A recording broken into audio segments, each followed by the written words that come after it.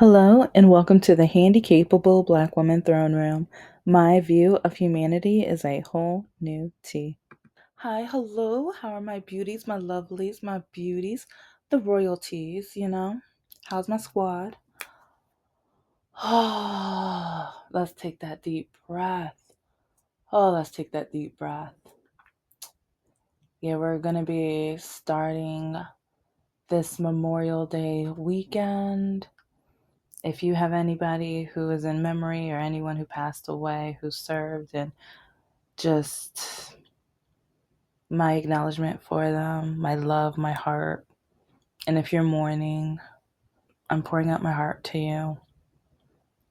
And I know some people like, oh, pray. And but do what makes you feel better. Do what makes you because for Mother's Day, I even talked about for those who have a mom who passed away. It's like you can go back to that episode and listen and maybe do some of the same ideas, but listen to in that, yeah, I still haven't, no, I just posted my one music list for us not having no kings and everything. So if you can make, or if you have a friend who needs a list of music just so they can get through the day, or if you need to make one for yourself, and you know what, if I'll see how quickly I can make one. um my dad served, Vietnam, Purple Heart, you know, and do we have the best of best relationships? No, not at all. That's part of life, part of family, part of learning, part of growing. It's a lot better than it used to be. Ooh, it's a lot better than it used to be. But yeah, I have love for him. He has faced some things, and part of the reason was he's faced things that I would never even want to imagine. And I have hardly ever seen my dad get emotional. And I think with the trauma of that, like, but yeah, one day I will tell you guys about one of the last times I've ever seen my dad get emotional. And it was shocking, very shocking. But let's get that hot, boiling, scorching hot patty tea out. And if you like it cold, hold the ice, because these ice are hot mess in these streets. Please go and check out the Patreon. And yeah, I say please because I know some people, I've gotten some interesting messages lately, and some where I have screenshotted one or two back in the day, but I'm like, no, I don't, because I don't want people being nervous or scared. But one person erased it after, because I was thinking about it, and then they erased it. But it was pretty, or either they erased it or YouTube was like, nope, gotta get rid of this one. Because it just shows the racism, the hatred, the awful treatment of Black women, especially. Yeah. And how boastful and how prideful some people are with being bullies and mean and stuff. And a lot of people, I'm going to continue this channel. Yes, am I popular? No, not at all. I'm used to that, whatever. But I'm going to continue stating facts, speaking my opinions, talking about issues in a perspective that not many people can say. Or a lot of people are too chicken to talk about politics because they don't want to lose part or half of their followers. I don't care. That's why day one, I said politics day one. I don't care. And yes, I talk about more than politics, but everything, or majority of the parts of me, are political. Being a woman is political because when you have pastors and different men walking around in these streets saying women are baby makers or like life givers and stuff like that, it doesn't take a talent. And or men saying if a woman or if my wife wants to read a book, she has to get my permission. Guys, if she wants to get his permission, a grown woman, I will never see. And this is one like if that's one of the reasons why I was single for so long. But because yeah, I will not date a man who tells me I have to get his permission. I'll be single for call me the cat lady. Some of the men have. I don't care. Yeah, I'd rather be a cat lady than stuck with some idiotic, no good, selfish, like just disgusting man who thinks I need to get his permission. Because like I went on dates and then blocked men or ignored men who, like I told them I write books and then they try to tell me, oh well, I have to read it first. It's like, because yeah, I'm not gonna, yeah, if I say you can't publish something, we have to take something out. And this is while we're eating. And I thought, like, ooh, I was just like, oh, don't swallow. Okay. Don't eat anything because you might choke. Your date might, in the back of my mind, I was thinking, your date might be literally trying to eliminate you from the earth. So take a pause on eating the food because you're probably going to be choking. Okay. Okay. And I just started asking him more questions like, what in the world are you talking about? And I told him, it's my name on those books. It's going to be under my publishing company. It's going to be under my business, my ideas, my creativity, my rights. But he was just like, well, if I'm going to be your man, you're going to need my permission. And so, yeah, I just remember after that, this is when you don't need to, or this is when I don't need to ask any other questions.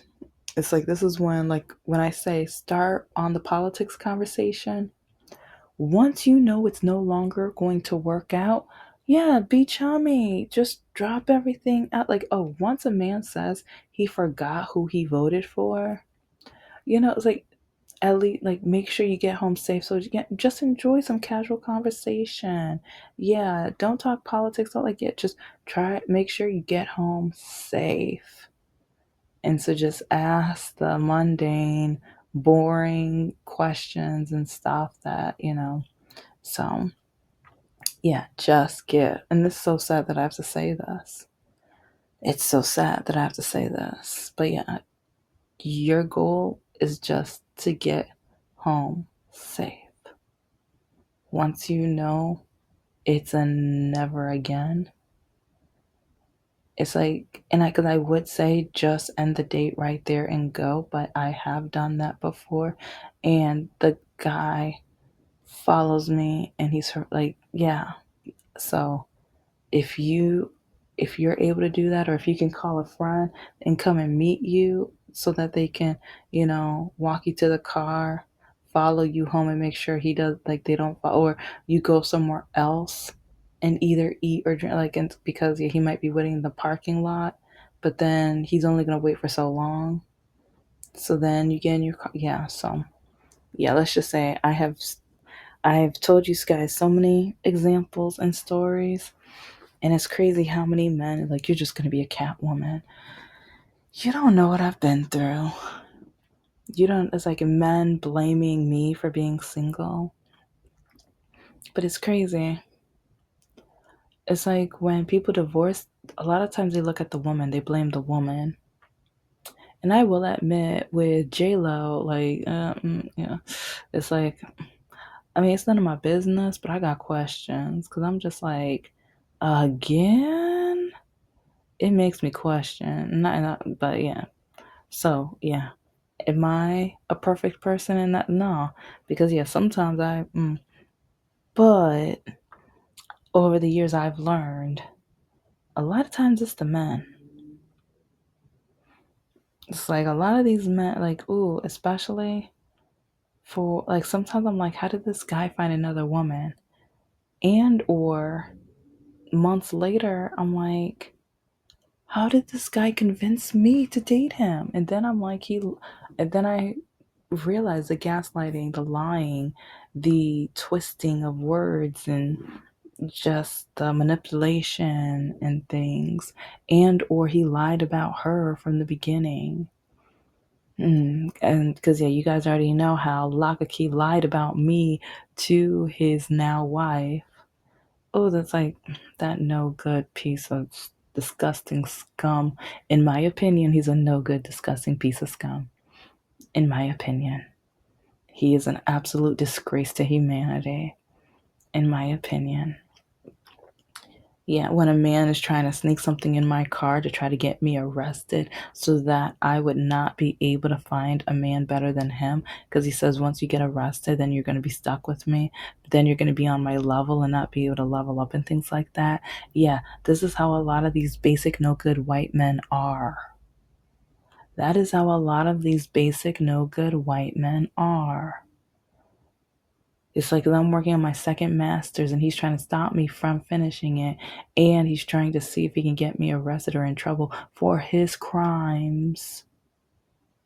But okay, it's like, and I say that because there are so many haters, so many bullies and things like that.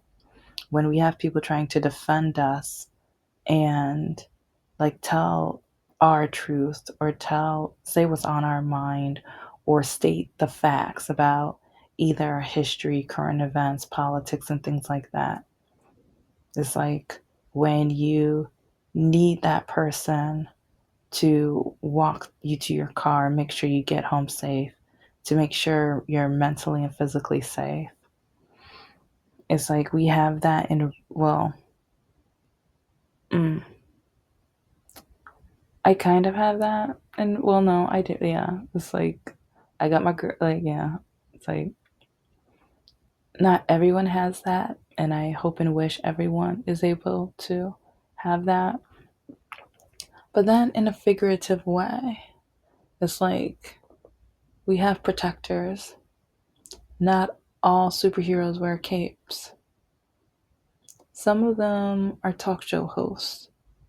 Some of them are people that will make you laugh during some of the most dark points in our history.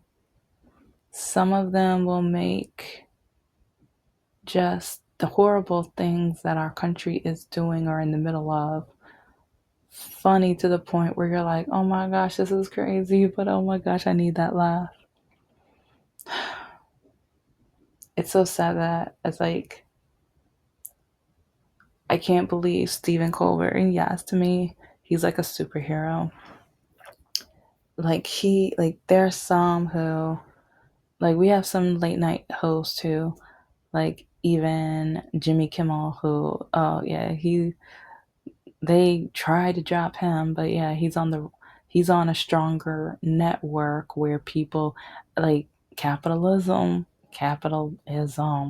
they were dropping like ABC, Hulu so fast. They were just like, oh shoot, oh shoot, oh shoot. But like we didn't have that same power with Steven. I it's like, but I just see wonderful, beautiful things in his future. And I keep saying, it's like, bring back Art Cartoon President. If you've never watched it, you have to. Look it up on YouTube. They have some of the clips. They used to have the full first episode on, like, on there. It's when it first came out. I think it was during the second or third year of the president. Oh no, it was the second year. Oh my god, because it was during a snowstorm and they canceled both of my school jobs that day because the weather was so bad. I watched that like 10, 20 times. Promise. Yeah, I just kept pressing play, and each time I noticed something else or laughed at something else, and I it tickled me. I think I watched every single episode of that cartoon. I needed it. It helped save me for through like a lot of the pain and stuff that I was going through, because the pain in my knees, this is like before my surgery that it came started coming out. But my walking was getting worse, the pain was getting worse. I needed that laugh. I remember I was in Mr. No Heart's bed, like, because he had to go to work. Yeah, my job was like, I was like, oh, no school, no school. And so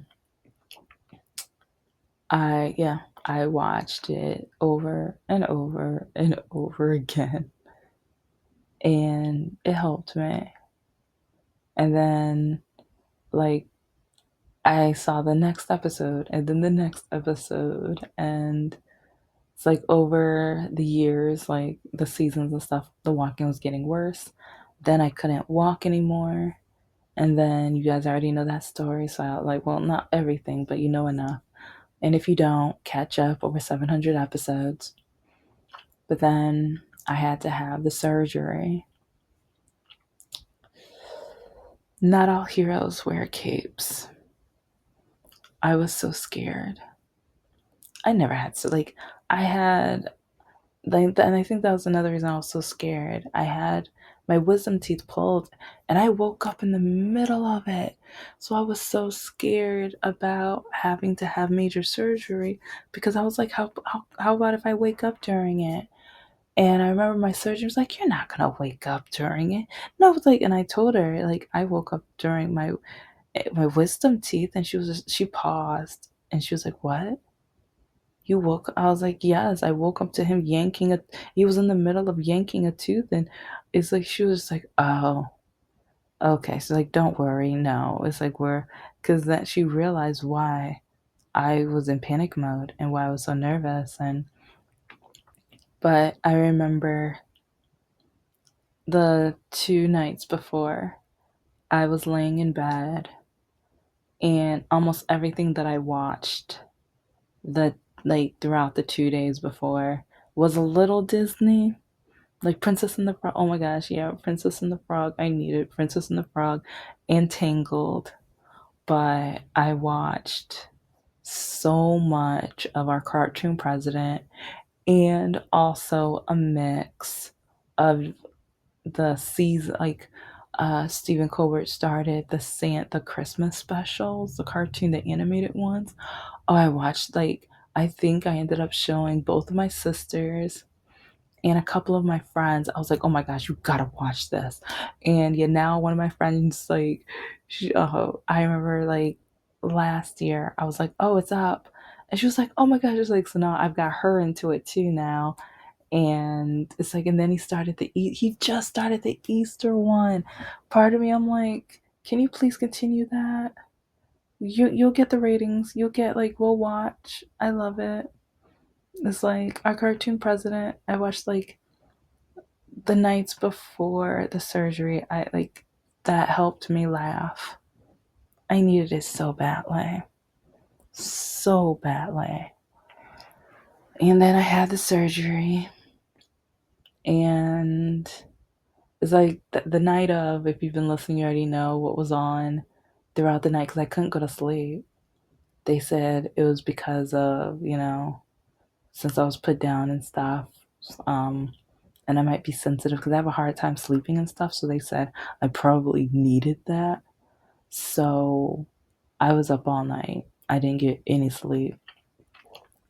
And so, like, when I got home and everything, it's like that night, um, I remembered. I'm like, oh yeah, I can watch whatever's on my laptop. I can forward it to the TV. And so I did that. And so I watched the specials and the cartoons, and but then I was listening to his late show too. It's like like right before COVID, because yeah, it's like right before COVID. Like I would watch him and Trevor Noah. Yeah, Trevor Noah was another superhero of mine, because with some of his comedy, especially when he was able to talk about the Black experience and the racism and things. And Stephen can't go to it in that exact way, but as a white man, he brought it up. And as a Black woman, I'm like, we needed that. It's like, because a lot of white men only listen to other white men. It's like so many white men tell me that I don't know what I'm talking about, that I don't know, there's no racism, or that I'm too sensitive, or that it's like it's not fair for white men anymore because they'll pick a Black woman over them, even though, but then some, like, I don't, it's just exhausting because sometimes when, like, depending on the guy, because yeah, each guy is different, but there was one time where the guy had none of the requirements for the, like when I was reading off, because I was like, oh, which position, and he loaded it up on his phone and he hands it to me, and I'm like, um it says you need to have this degree. Mm, it says you need to have this degree. Do you even have a degree? No, no, but I mean, I'm creative enough. I got a good mind. I got, like, okay, mm. And it also says you need to have this many years experience in this field. You never worked in this field. Well, I mean, no, but it's like I have a friend who did it, and he's like, I know, like he tells me about the stories, like, not, mm.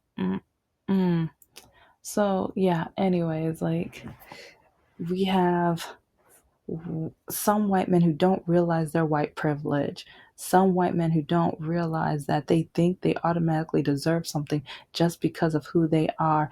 And a lot of them, they're used to the it's not what you know, it's who you know, because he kept saying he has a friend, he knows this, he's creative, but he did not have the education, he did not have the background, he did not have the information and just the components that would make him compatible with that position. He only knew the people, or knew the people surrounded by it and or connected to it. And so many colonizing white men depend on the who they know, because that's how they were brought up. That's what they're used to. And so a lot of Black women, we don't know the people, like we have to, like, and that's why a lot of times Black women, we have to be 2, 5, 10, 20, 50, 100-fold more experienced.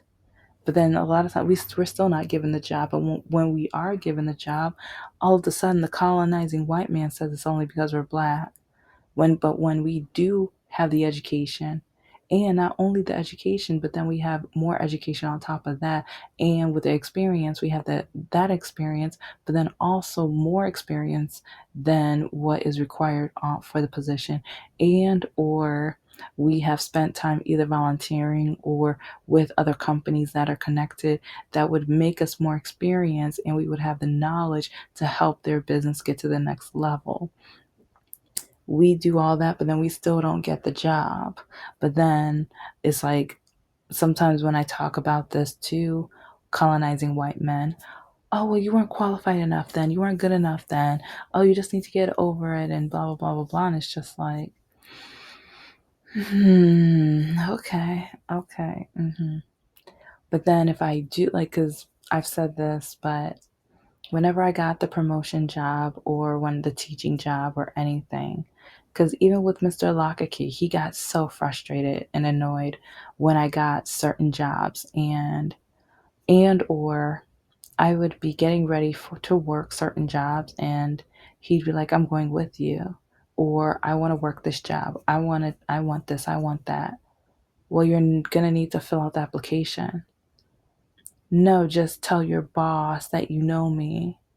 Like, he didn't want to apply. He didn't want to do it like I had to do it. He didn't want to put the work in. He just wanted me to tell him, oh yeah, hire him. He didn't want the interview. He didn't want the application. He wanted to be special white privilege. It's like I'm going to keep talking about white privilege because a lot of people don't understand the white privilege that they have, and or the white privilege that they were brainwashed or that they were taught throughout their life. Because a lot of them were taught it, and that's why they don't realize that they have it, because to them it's auto. It goes automatically. But then when I hear Stephen Colbert, he brings sometimes like with the race issues and then with homelessness. And do you know, like, okay, speaking of like, because we have Stephen Colbert, and I think he would have been an Underground Railroad type of white dude. Like, he's one where I'm like, he could be, I think he can go to the barbecue. I really think he could. But then you got haters like Megan R. Kelly. Like, she had this whole little hissy fit. He just needs to get over it. He's like, yeah, his show is ending. When my show ended, no, your show ended because you said people should be able to do blackface, and you said some other racist, awful, despicable things. That's why your show ended. It's like you were a bully, you are racist, you are a bigot, in my opinion. In my opinion. But Stephen Colbert, he was defending, like, everybody always says, oh, but you're a Democrat, you're supposed to be nice and polite, or like, skip that. We have some superheroes who have minds and like just words they are not scared to say, and we need that in America. It's like he uses his white privilege as a superpower. And yes, a villain defeated him for now. For now. But with his creativity and all the projects, like, oh my, like I said, it's like on top of his show, his animated special, holiday specials, and then the cartoon president and things that helped me get through COVID, that helped me get through my surgery, that helped me get through some really dark, painful times. And one of my goals, which I missed, but I was going to try to finish my novel and candles and my greeting cards because I wanted to make and I'm still going to try to do it. I just don't know. I can't send it to his show now, but I still want to send it to him and his wife. And I was like, but I want to make a package gift for him with a card, letting him know how his comedy helped me get through the dark days. And when doctors first they told me, you're going to be able to run again, you're going to be able to do this, the next thing I know, oops, our bad. Something else is wrong. I will never forget that night. Or it was like, well, found out in the afternoon, but then like to cheer me up. I know my like it was, I mean, it was during COVID. Yeah, it was during COVID, but I know my dad made sure to order good food that night. And I remember being in bed crying. Oh, I was a mess. Because for months, because before the surgery, doctors were like, oh, just walk it off. It's not painful, but then I couldn't walk. And they were like, oops, our bad. And then they started kind of taking me seriously, but they were still blaming me. And they were like, oh, you're going to walk and run. And then did the surgery. Then they found out they were wrong. So then I had to go through tests. And then months later, I was diagnosed and I was crying and tearful and emotional. Colbert has no idea how much he helped me through. I needed the laughs because on top of that pain, I was going through political pain and watching, like with Black Lives Matter and everything else going on. He gave me the laugh that I needed. He gave me the spirit that helped, like even starting the changing up my novel. It's like I put my heart in it, but I didn't put like, now that I'm diagnosed, I am in this novel. My experience, the things that have been said and done to me as a Black woman with a disability. He's helped me in so many different ways. And so he is going to be missed by me, I know. It's like in so many other people. He's not scared. And we need more white men like him to recognize and to be woke and not to be scared.